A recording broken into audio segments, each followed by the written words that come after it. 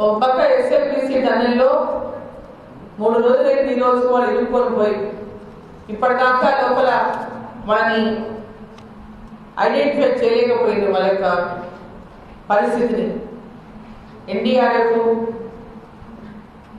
SDRF వాళ్ళు తీవ్రంగా ప్రయత్నాలు చేస్తున్నప్పటికీ కూడా ఇప్పటిదాకా వారి ఆచూకీ ఏది కూడా తెలుసుకోలేకపోయింది.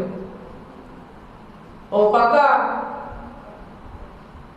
ఒక ముఖ్యమైనటువంటి ఒక ప్రాజెక్టులో జరిగినటువంటి సంఘటన ద్వారా అదృష్టవశాత్తు 42 మంది బయటపడ్డారు, 8 మంది లోపల చిక్కుకున్నారు. వారి పరిస్థితి ఇంకా ఏందో ఇప్పటిదాకా తెలియనటువంటి పరిస్థితి ఉన్నది.